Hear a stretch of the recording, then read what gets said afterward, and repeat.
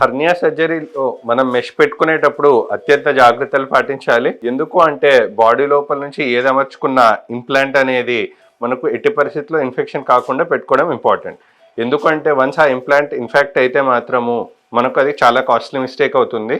ఎందుకు అంటే మన బాడీలో ఎక్కడైనా ఇన్ఫెక్షన్ వస్తే మనం యాంటీబయాటిక్ వాడితే మనకు సెట్ అయిపోతుంది, కానీ మనకు ఇంప్లాంట్ అనేది మన బాడీలో పార్ట్ కాదు. కాబట్టి ఇంప్లాంట్ అమర్చుకునేటప్పుడు మనకు ఎక్కడైనా ఇన్ఫెక్షన్ వస్తే ఆ ఇంప్లాంట్ పైన ఉన్న క్రిముల్ని చంపడానికి మనం ఎన్ని కోట్లు పెట్టి ఎంత కాస్ట్లీ యాంటీబయాటిక్, ఎన్ని పవర్ఫుల్ యాంటీబయాటిక్ వాడినా ఎటువంటి ఉపయోగము ఉండదు. అందుకే సర్జరీస్ లైక్ క్యాటరాక్ట్ సర్జరీలో లెన్స్ పెట్టుకోవడం కానీ, హార్ట్ లో స్టంట్ వేసుకునేటప్పుడు కానీ, నీ రిప్లేస్మెంట్ లో కానీ, హిప్ రిప్లేస్మెంట్ లో కానీ ఆ నీ ఇంప్లాంట్స్ పెట్టుకునేటప్పుడు, అదే విధంగా మనం హెర్నియా సర్జరీలో మెష్ పెట్టుకునేటప్పుడు ఇన్ఫెక్షన్ అనేది రాకుండా అత్యంత స్టెరైల్ ప్రికాషన్స్ అనేవి పాటించి వేసుకోవాలి. అదే విధంగా మీరు చూస్తారు.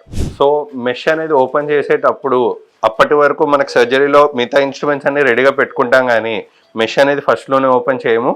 ఎగ్జాక్ట్లీ మనకు మెష్ పెట్టుకునేటప్పుడు ఫస్ట్ ఇక్కడ ఆల్రెడీ ఉన్న గ్లౌస్ కాకుండా దానిపైన ఇంకొక కొత్త స్టెరైల్ పెయిర్ ఆఫ్ గ్లౌస్ అనేది వేసుకోవాలి. సో దట్ అప్పటి వరకు ఈ గ్లౌస్తో ఏదన్నా టచ్ చేసి ఉండొచ్చు, ఇన్స్ట్రుమెంట్స్ని కానీ పేషెంట్ని కానీ. సో అవన్నీ కాకుండా ఒక కొత్త స్టెరైల్ పెయిర్ ఆఫ్ గ్లౌస్ వేసేసుకొని తర్వాత మనకు మెష్ అనేది కూడా ఒక స్టెరైల్ ప్యాక్లో వస్తుంది completely double ప్రొటెక్షన్తో.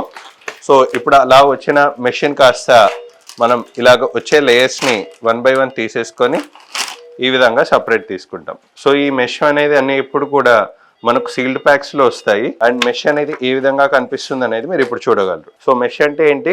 Absolutely like mosquito net ఉంటుంది. ఒక స్క్వేర్ షేప్లో కానీ మనకి 15 by 15 సెంటీమీటర్ మెష్ అనేది ఇప్పుడు మీరు చూస్తున్నారు. సో ఈ మెష్నే మనము పేషెంట్ సైజ్కి తగ్గట్టు కొంచెం ట్రిమ్ చేసేసి బాడీ లోపలికి ఇన్సర్ట్ చేసుకుంటాం.